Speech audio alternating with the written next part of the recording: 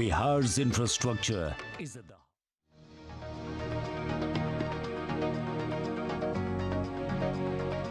Live from New Delhi, you're watching DD India News Hour, India's voice to the world. I am Deepika Mehto, and coming up in the next 1 hour. United Nations Security Council passes Gaza aid resolution after days of delay, demands safe and unhindered aid deliveries at scale.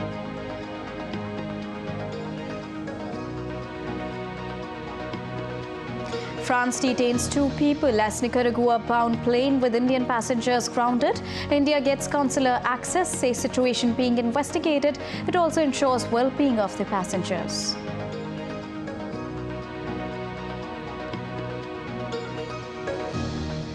On vandalism of Swaminarayan Temple in the US, Indian External Affairs Minister Dr. S. Jaishankar says extremist forces should not be given space. And Manchester City wins maiden FIFA Club World Cup, beating Fluminense in Saudi Arabia, claims 5th title of 2023.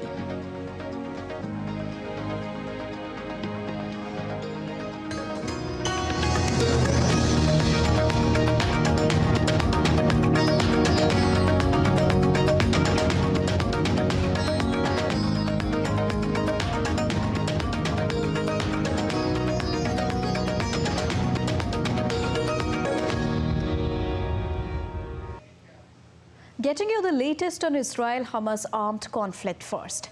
The Israeli army has released a video claiming it shows a labyrinth of Hamas underground tunnels in the southern part of Gaza City.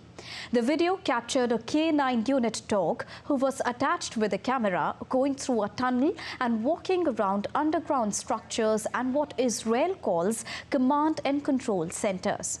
Israel accuses Hamas of building tunnels and other military infrastructure among civilians in order to use them as human shields.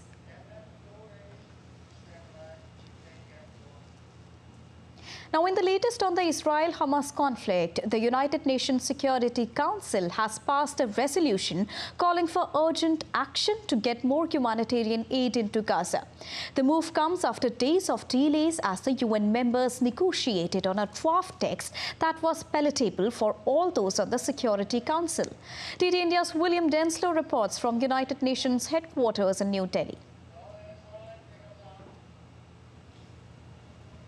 After numerous delays and plenty of diplomatic wrangling and negotiations, finally, the Security Council felt in a position to take this draft resolution to a vote. The United States and Russia abstained. They were the 2 nations to do so, but crucially, they did not use their power of a veto, which meant that with 13 nations of the 15 on the Security Council approving this resolution, it was adopted.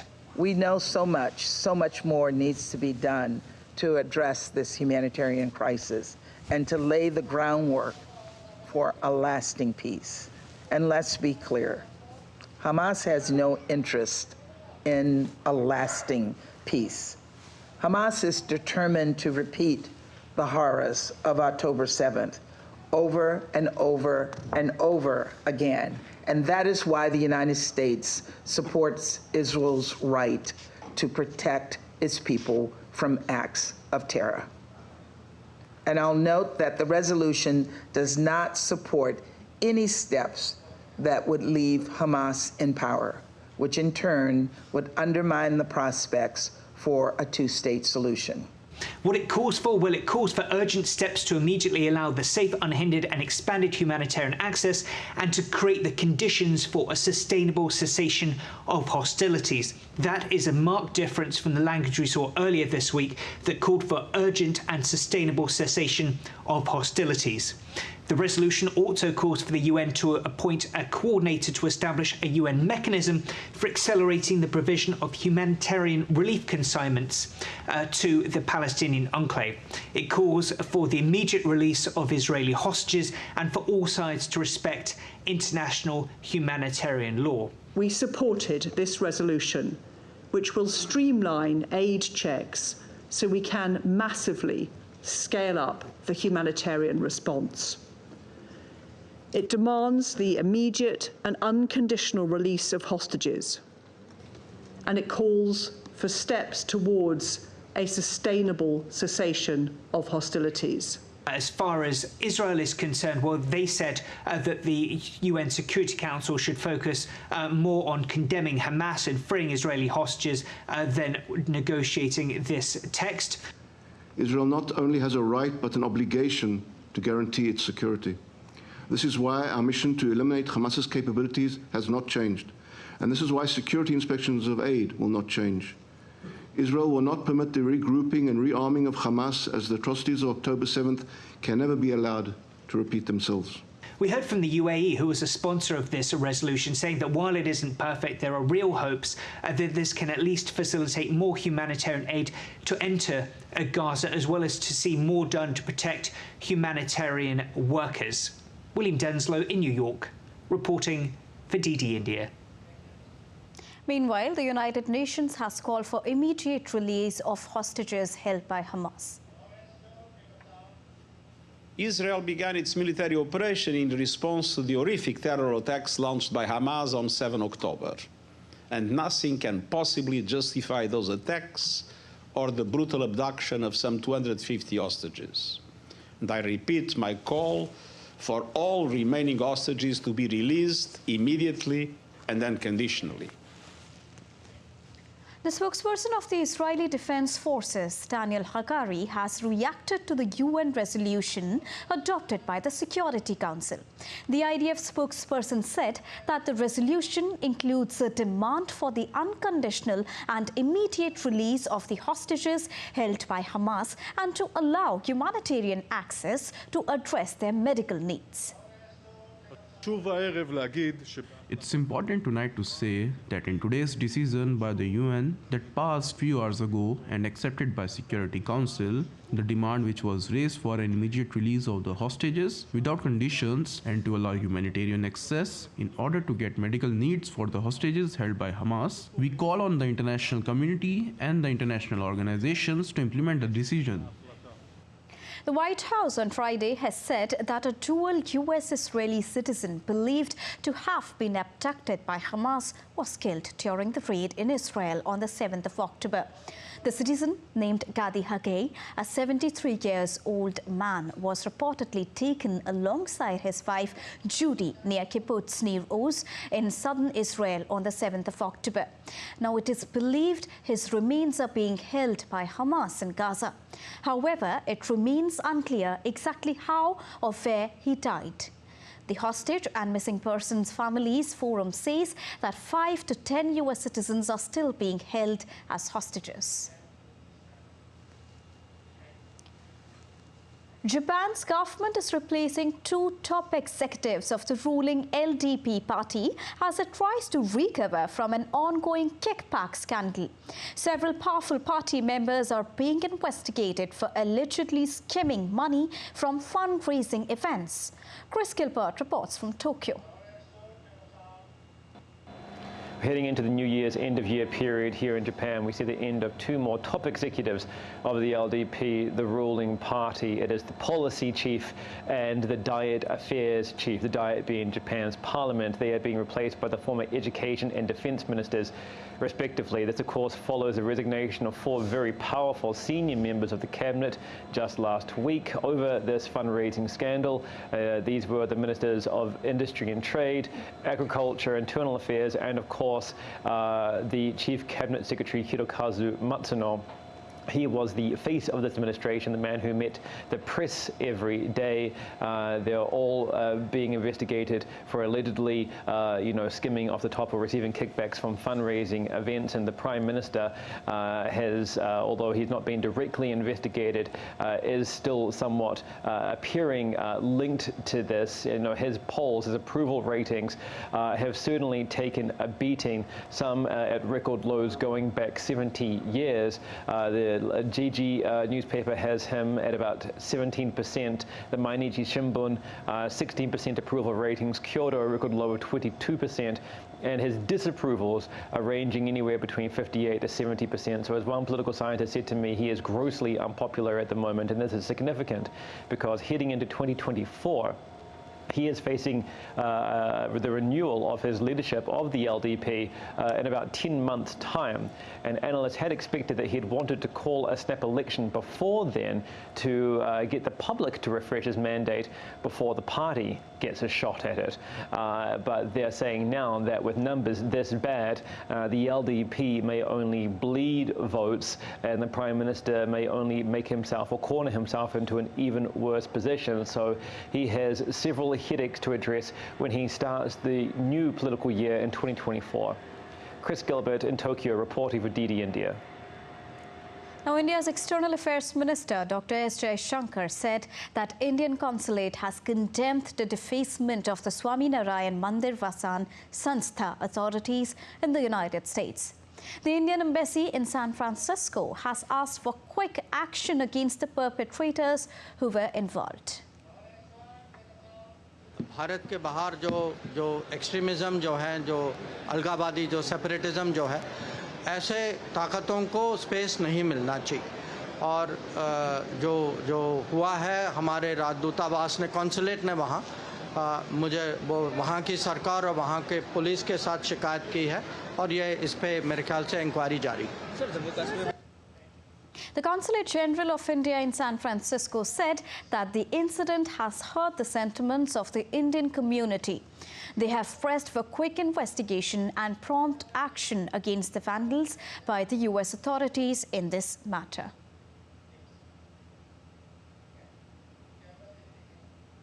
And now to discuss more on this, I am joined by former ambassador and senior diplomat, Mr. Prabhu Dayal. Good evening, Mr. Dayal. Thank you so much for joining us here on DD India News Hour. Now, when we talk about the growing number of hate crimes that are taking place all across the world, especially if we take up the case of what happened in Canada and now the US, is it a growing concern not only for India but the entire world? Well, first of all, thanks for having me on your show. You have correctly mentioned that the defacement of the Swaminarayan Temple in California comes after several other earlier incidents, including an attack on the Indian consulate in San Francisco by alleged Khalistani supporters, the defacement of a Hindu temple in Canada with Khalistan-related posters.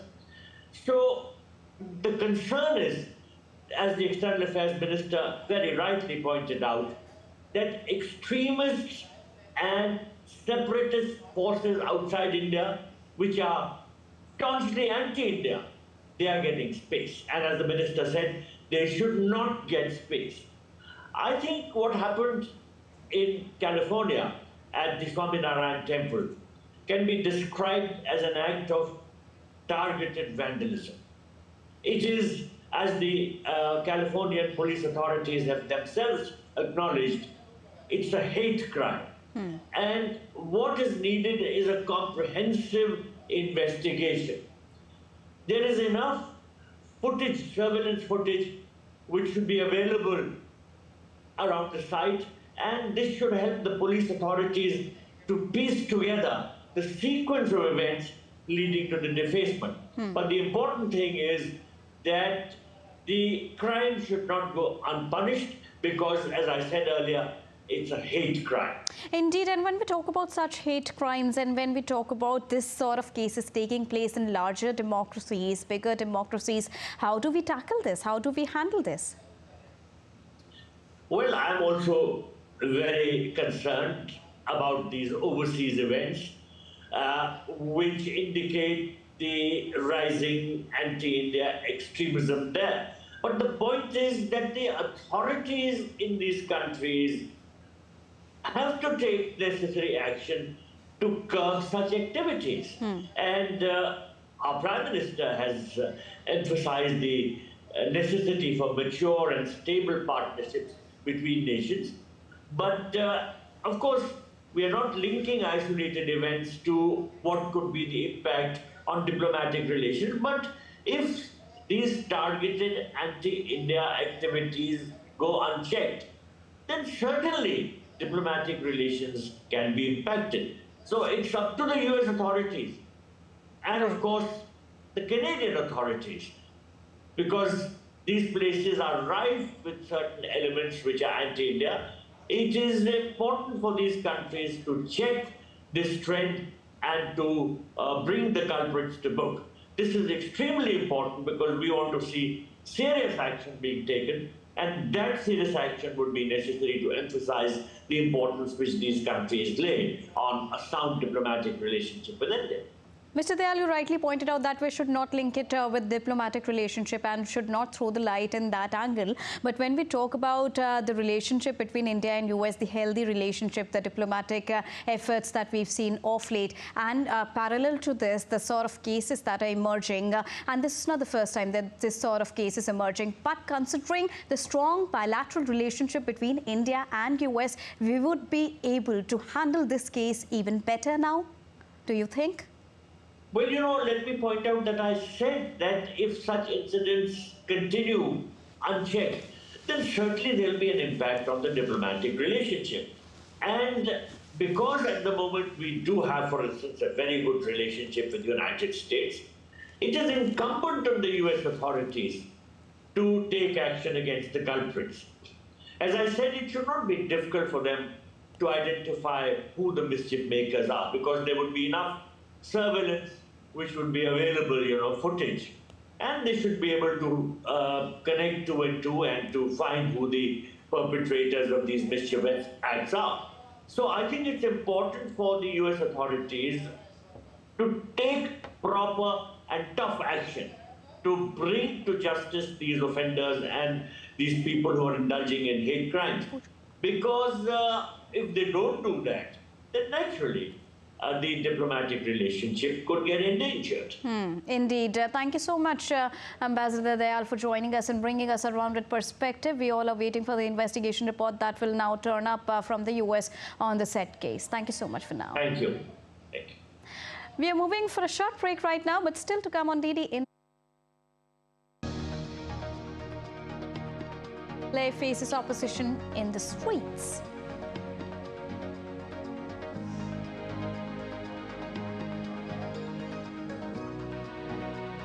Cuba quietly authorizes euthanasia and becomes the second Latin American nation to legitimize it.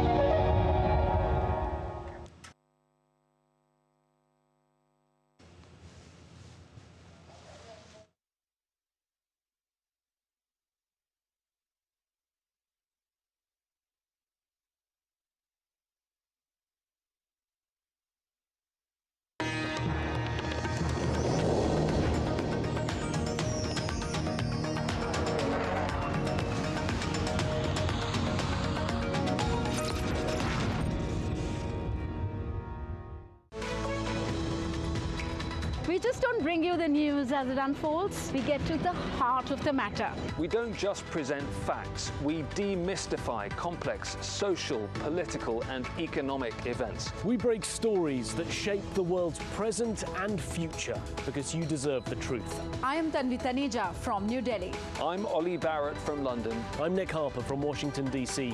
Join us on DD India Global Monday to Friday at these times. In a world that never stops, where information shapes our reality, one app stands out, helps you stay ahead of time. Introducing the DD India app, your gateway to a world of news right at your fingertips. Your most trusted source of news goes global, goes digital. Explore a world of options, top stories, live updates, in-depth analysis, and more. Stay informed wherever you are. Real-time alerts keep you ahead of the curve always. The DD India app, connecting you to the world, one story at a time. Download now and explore the world of knowledge, insights, and authenticity.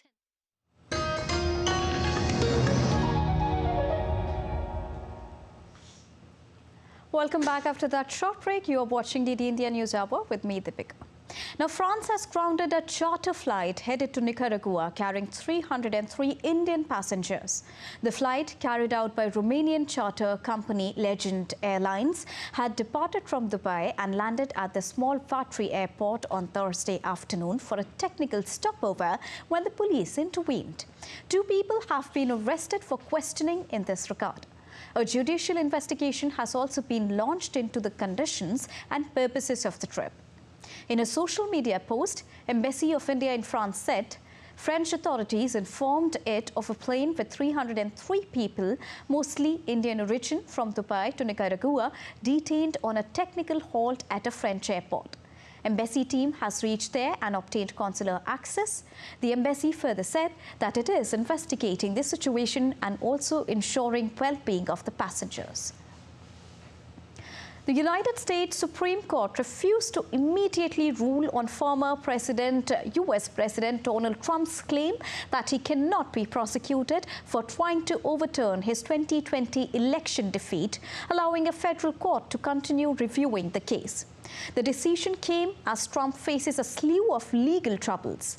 The court, responding to an extraordinary request from special counsel Jack Smith, denied a request to surpass a federal appeal court ruling on Trump's request for criminal immunity before his trial that is set to start in March next year.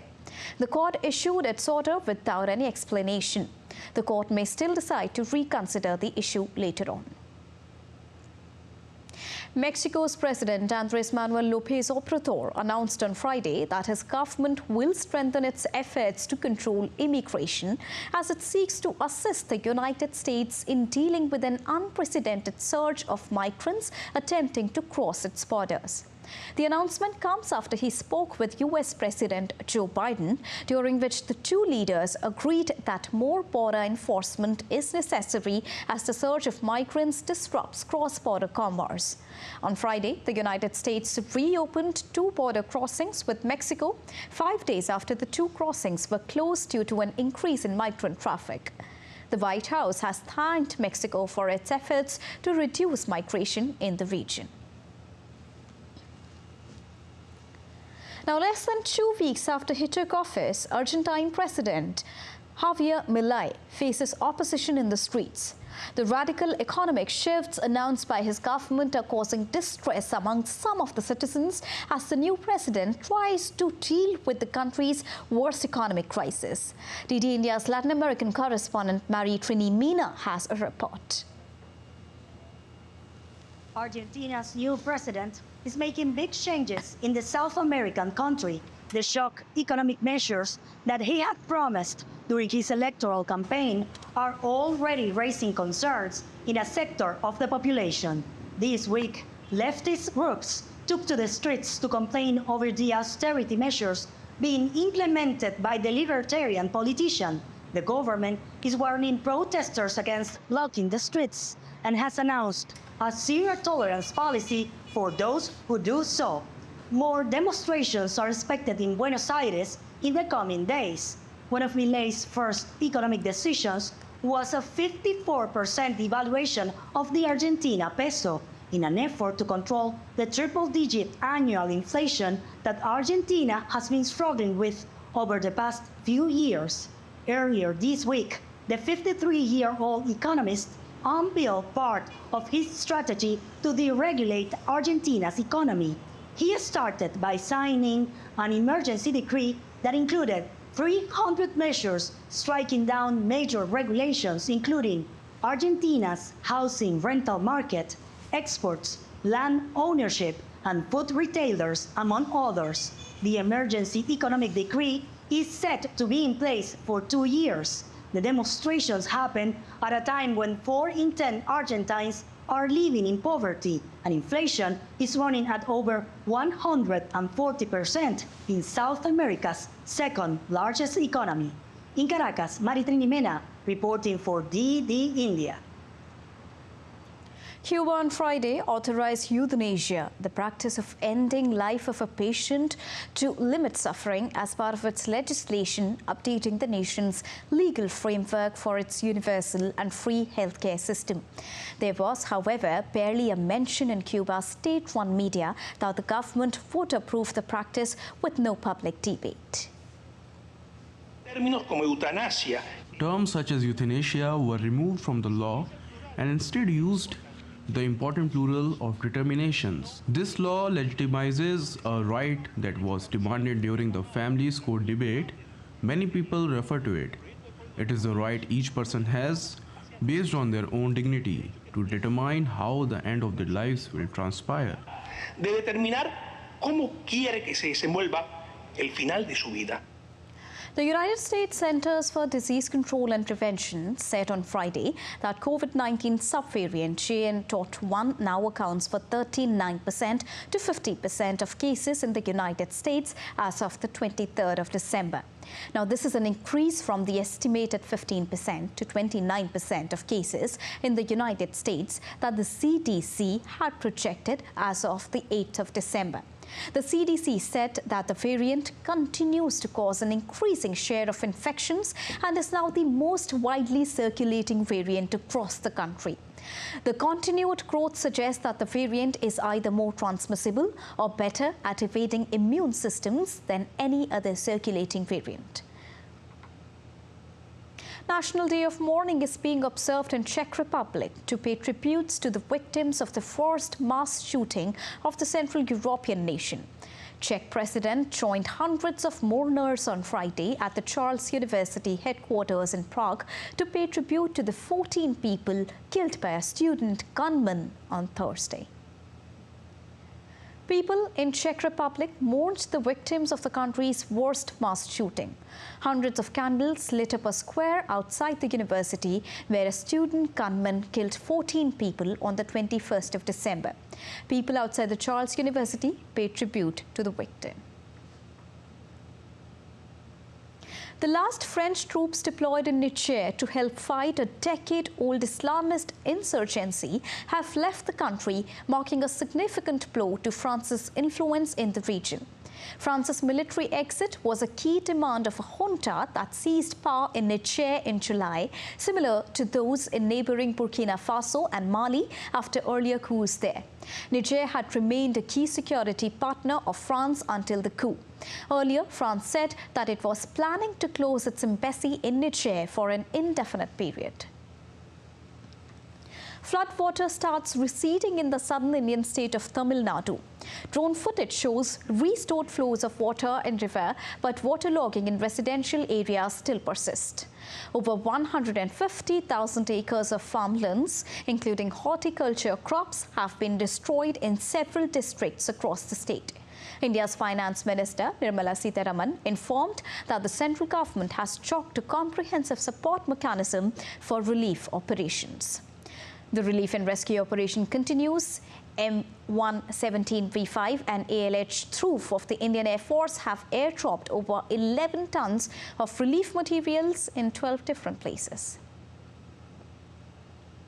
Rising sea levels are threatening Nigeria's coastal communities. In a southwestern town of more than 80% people have left their homes. Initially, the town was several kilometers away from the sea, but in past 2 decades, it has been gradually invaded by seawater. Once home to over 30,000, the town is now left with mere 5,000 people. Hundreds of passengers in Indonesia's Sumatra were stranded after the Merapi volcano erupted on Friday. The volcano spewed a thick cloud of ash, causing authorities to close an international airport for safety reasons. Merapi is one of Sumatra's most active volcanoes. Earlier this month, a significant eruption resulted in the death of 23 climbers there. We are going for a short break, but still to come on DD India News Hour. Indian scientists to land on the moon in the next 25 years, says ISRO chief.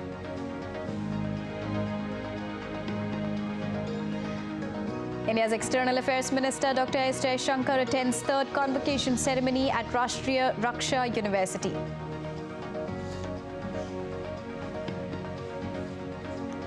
And Vedic education takes center stage in Karnataka.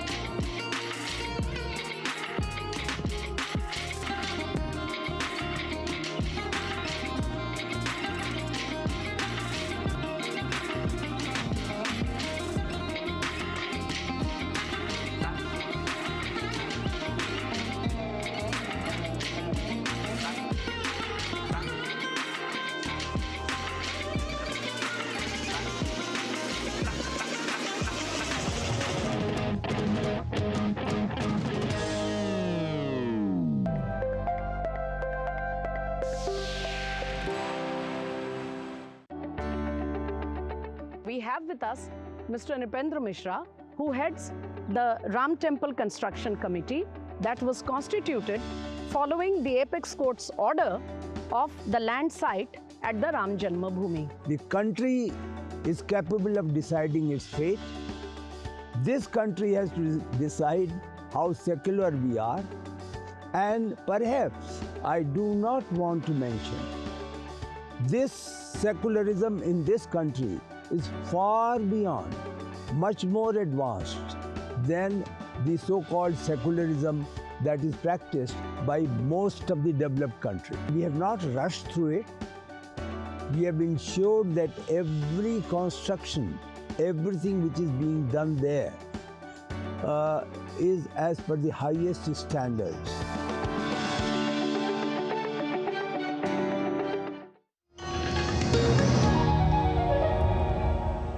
Welcome back after that short break. You're watching DD India News Hour with me, Deepika. Let's quickly recap the top headlines. UN Security Council passes Gaza aid resolution after days of delay, demands safe and unhindered aid deliveries at scale. France detains 2 people as Nicaragua-bound plane with Indian passengers grounded. India gets consular access, says situation being investigated, ensures well-being of passengers. On vandalism of Swaminarayan Temple in the US, Indian External Affairs Minister Dr. S. Jaishankar says extremist forces should not be given space. And Manchester City wins maiden FIFA Club World Cup, beating Fluminense in Saudi Arabia, claims 5th title of 2023. Viksit Bharat Sankalp Yatra is being undertaken across the country with the aim to attain saturation of flagship schemes of the government through ensuring that the benefits of these schemes reach all targeted beneficiaries in a time-bound manner. Government Degree College Kishtwar, in collaboration with the Ministry of Information and Broadcasting, hosted an interactive program to raise awareness about various flagship schemes launched by Prime Minister of India. Viksit Bharat IEC van captured the attention of over 400 students and staff members. The event also featured informative videos showcasing government policies aimed at transforming Bharat into a developed nation. Indian President Draupadi Murmu is on a one-day tour in North Indian state of Rajasthan. Now, during her visit, she visited Jaisalmer and participated in the program at Pokhran Army Range. While addressing, the president said that whatever the condition is, Indian Army have always defeated their enemies.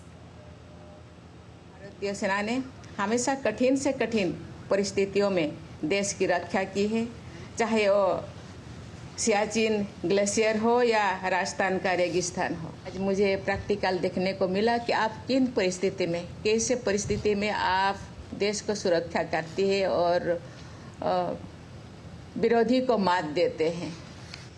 Now, India is observing its former Prime Minister Chaudhry Charan Singh's birth anniversary on the 23rd of December. On the occasion, Speaker of India's lower house of the Parliament, Om Birla, paid floral tribute to the former Prime Minister. Chaudhry Charan Singh was the 5th Prime Minister of India. His birth anniversary is also celebrated as Kisan Divas or Farmers' Day. India's External Affairs Minister Dr. S. Jaishankar attended the third convocation ceremony at Rashtriya Raksha University in Gandhinagar in the western state of Gujarat. He said that India's security across border have been scaled up post-2014. Strenuous efforts have since been made, especially in the last decade, to correct the shortcomings of the previous ones. The overall development of our national strengths that we have seen since 2014 have clearly had positive repercussions in the security field. Whether it is external, internal, or at the border, there are some basic components of these capabilities that all of us are familiar with. The minister also added that it has been an achievement of Indian diplomacy that we've been successful in forging relationships with multiple, often competing powers. How to acquire and develop weapons and build related capacities has not only been at the core of our defense policies, but even of our diplomacy. Indeed, a large part of our geopolitical calculations rests on which nations are likely to be reliable partners during times of stress. We therefore embed the security factor deeply into our strategy and into our diplomacy when we engage a competitive world. Chairman of India's space organization, ISRO, S. Somnath, has said that India will have its own Bharat space station. Addressing the young scientists at a science conference in Ahmedabad in the western Indian state of Gujarat, S. Somnath said that Indian scientists will land on the moon in the next 25 years. He also called upon the student scientists to contribute towards building a developed India by using their knowledge and potential. Leading scientists, students and researchers of the country are participating in this conference, which is being held from the 21st till the 24th of December. Now, Indian Space Research Organization Chief S. Somnath also said that the country's maiden solar mission, Aditya L1, will reach its destination, the Lagrangian point, which is located 1.5 million kilometers from the Earth, on the 6th of January next year. Aditya L1 solar mission, launched by ISRO from Sriharikota on the 2nd of September, will study the sun from a hollow orbit L1 and gather data for the next 5 years. Now, the points are positions in space where the gravitational forces of a two-body system like the sun and the Earth produce enhanced regions of attraction and repulsion. And in a way, these can be used by spacecraft as parking lots in space to remain in a fixed position with minimum fuel consumption. The mission's success is crucial for India's growth and also understanding the dynamics of the sun. L1 will enter L1 point, Lagrangian point, on 6th. So that is what is expected. Exact time will be announced by appropriate time. 6th of January. When it reaches L1 point, we have to fire the engine once again, give some speed reduction so that it doesn't go further. So it will go to that point, and then once it reaches that point, it will rotate around the point and it will be trapped in that L1 point, Lagrangian point L1, which is a point between Earth and Sun, which is where the gravities are cancelling each other. What is Vedic education? Why it is so important for the young kids who are learning the hymns and chants? DD India correspondent Taposh Bhattacharya takes stock of the Sri Satya Sai Lok Seva Veda Gurukulam and met the students.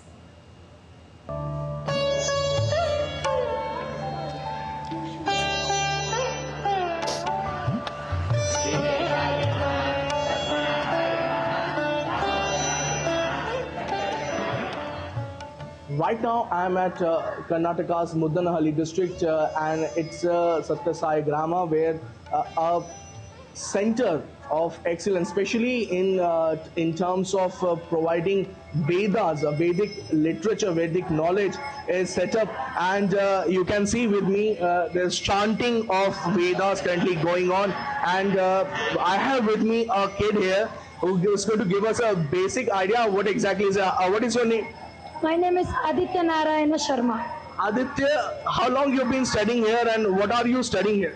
I am studying here from 2 years. and I am learning that Vedam, and we are learning regular curriculum also, like English, computer, science, everything. Okay, and what is the whole idea? Like, I understand you learning Vedic, it's a Vedic institute, Vedic center of excellence, but what is the whole idea of learning Vedas, Upanishads, our basic literature, and also the modern education? What is the whole idea? Means that Sadhguru's think is that we have to learn this all, everything, and we have to go to outside abroad, and we have to tell about this Bharatiya Sanatana Dharma of India. And we have to learn this everything. Somebody know that what is Vedam, but so many people don't know that what is meaning, deep meaning. The deep meaning of Sanatana Dharma, they are learning. How old are you? I'm 12 years old. There is just a 12-year-old kid, and most of the kids are of the same age, 12 to 15 years. They've been studying this Vedic literature for the last 2 years. And the whole idea behind all this, you can see behind me, the whole idea behind setting up of this Vedic Center of Excellence is to impart the knowledge of Vedas, Upanishads in India's next generation, prepare them to face the world, also give them the modern education along with India's ancient text, ancient education, and prepare them to take India's Sanatana Dharma to every nook and corner of the world. That is the whole idea, and these kids are doing exceptional work regarding that. With camera person Rahul Chopra, this is Tapash Bhattacharya for DD India from Karnataka. Now, Tibetan spiritual leader Dalai Lama, along with Buddhist monks, offered prayers at Mahabodhi Temple in Indian state of Bihar. Dalai Lama is on a visit to Bihar to attend the 3-day International Sangha Forum 2023 to discuss the necessity of Buddhism to be made more easily accessible, relevant and meaningful to younger generations. India is observing Good Governance Week, which is also called as Suhasan Saptah, from the 19th December, which will culminate on the 25th of December and known as the Good Governance Day. Union Minister Dr. Jitendra Singh inaugurated the celebrations on 19th December in New Delhi. This is the third consecutive year of week-long celebrations organized by Department of Administrative Reforms and Public Grievances, Government of India. Situated in the northern state of Uttar Pradesh, the pilgrim city of Ayodhya ramps up the efforts to prepare for the consecration ceremony of Ram Temple, scheduled to take place on the 22nd of January in the upcoming year. A grand laser and light show depicting Lord Ram's life and journey was organized ahead of the inauguration ceremony. Now, in a remarkable showcase of Sindhi culture and heritage, Dubai recently hosted the 28th International Sindhi Conference. The event aimed to preserve and promote Sindhi traditions on an international stage. India's Minister of State for External Affairs, V. Muralidharan, and UAE's Minister of State for Foreign Trade, Dr. Thani bin Ahmed Al Ziyoti, took part in the event. Indian minister invited the Sindhi community to continue making meaningful contributions during the Amrit Kaal. The conference also served as a global congregation for Sindhis to honor and cherish their language, culture and historical legacy. A special award was also announced in tribute to Vashu Shroff, recognizing his contributions to the Sindhi society. We are moving for a short break, but still to come on DD India News Hour. All you need to know about the growing popularity of lab-grown gems.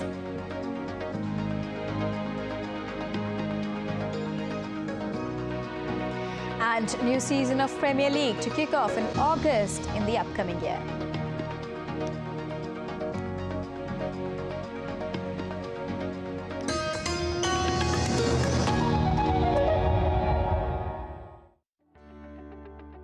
We have with us Mr. Nipendra Mishra, who heads the Ram Temple Construction Committee that was constituted following the Apex Court's order of the land site at the Ram Janma Bhoomi. The country is capable of deciding its fate.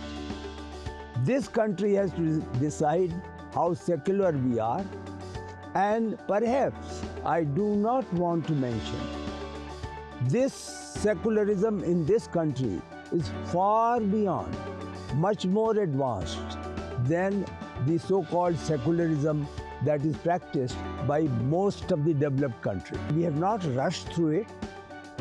We have ensured that every construction, everything which is being done there is as per the highest standards.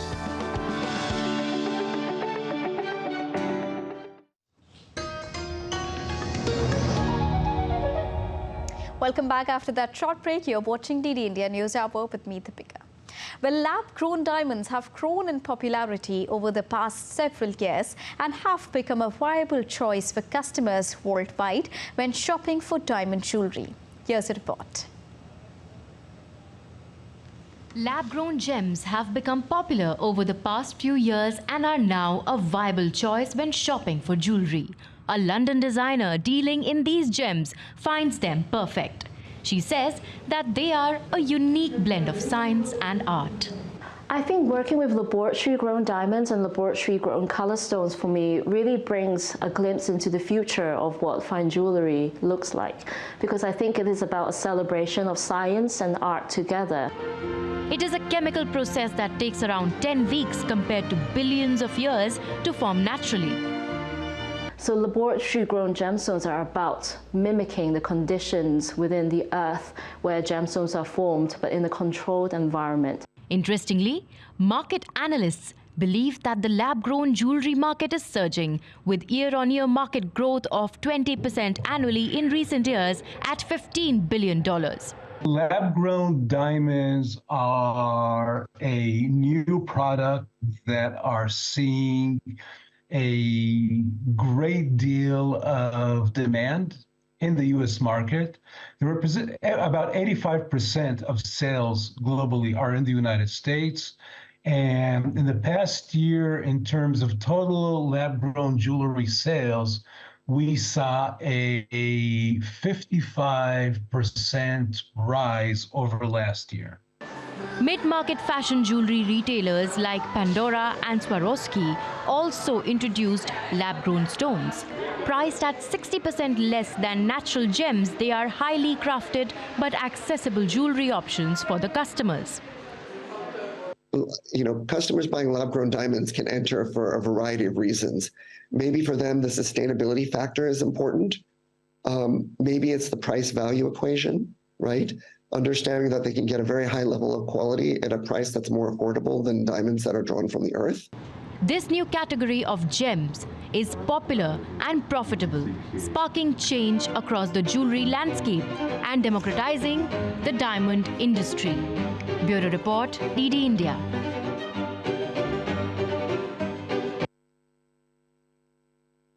Now it's time to get you all the sporting action. Well, Manchester City beat Brazilian side Fluminense by 4-0 in the finals to win the first ever Club World Cup in an emphatic fashion. Julian Alvarez scored the fastest ever goal to cap a remarkable year by capturing their 5th trophy of 2023. Nino scored an own goal in the 27th minute, deflecting a shot from Phil Foden sideways into the net. Foden put the game away in the 72nd minute when he slid to poke in a hard cross across the box from Alvarez. Alvarez completed his race in the 88th with a strike from just inside the box. Well, the Premier League said that the 2024-25 season will kick off on the 17th of August, which is 90 days after the current campaign ends. The new season begins just over a month after the European Championship concludes, with the final scheduled to take place on the 14th of July. The last game of the 2024-25 season will be played on the 25th of May 2025, and there will be no match on Christmas Eve after backlash this season. Now, this year, Chelsea will travel to Wolverhampton Wanderers on Sunday, with London club's manager Mauricio Pochettino among those who voiced their frustration about playing on Christmas Eve.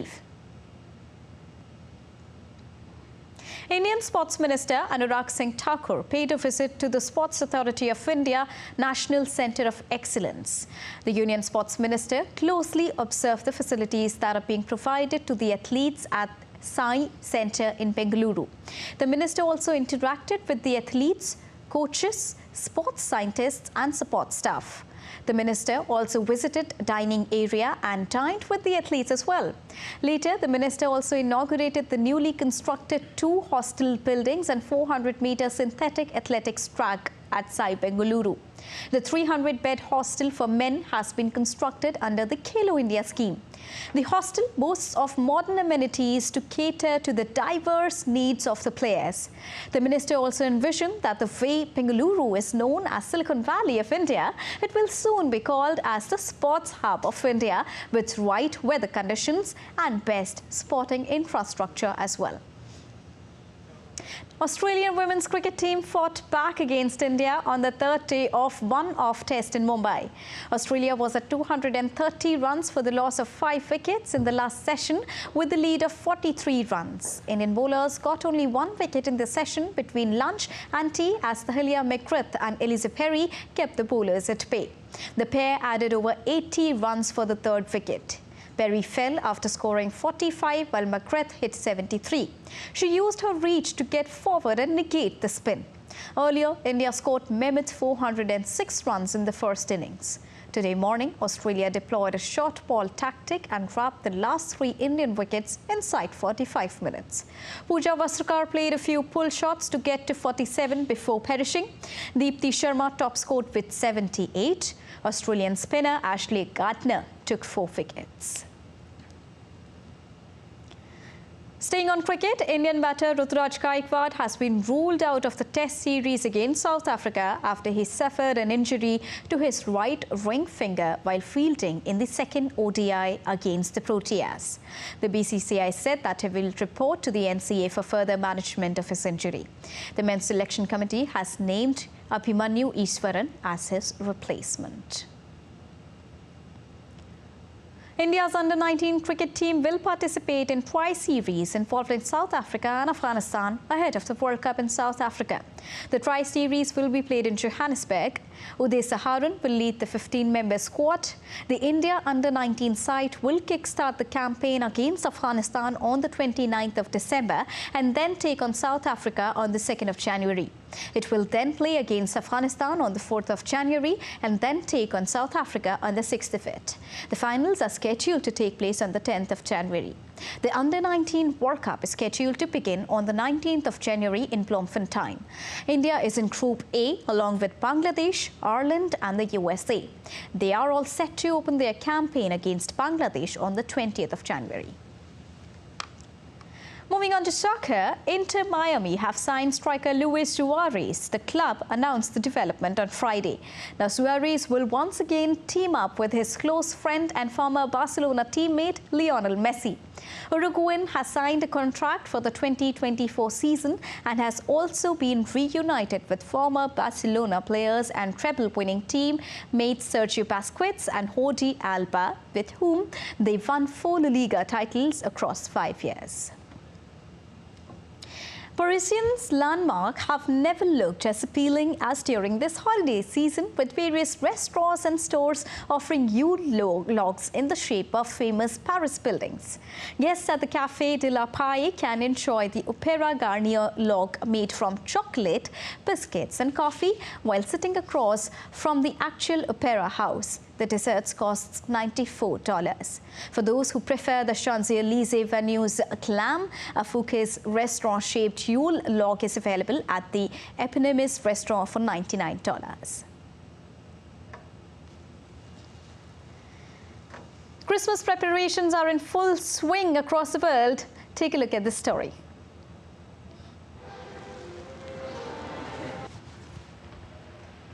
Paris, the city of lights, from the Eiffel Tower to the Champs-Élysées, dazzles residents and tourists with festive illuminations on its famed avenues and shop windows.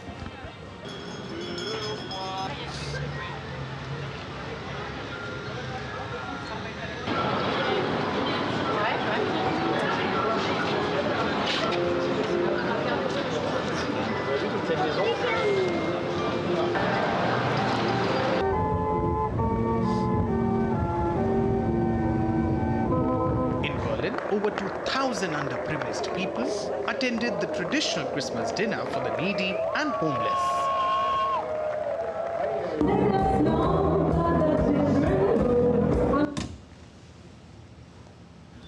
Tata Road in the Indian city of Mumbai was adorned with Christmas lights, creating a festive atmosphere.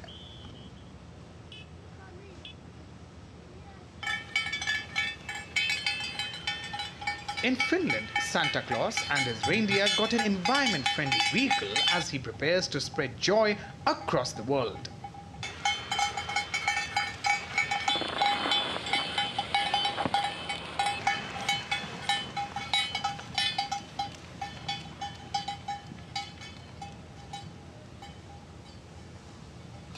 So that's all for this edition of DD India News Hour. But let us know your thoughts on the news of the day. You can connect with us on Facebook, X, formerly known as Twitter, and Instagram.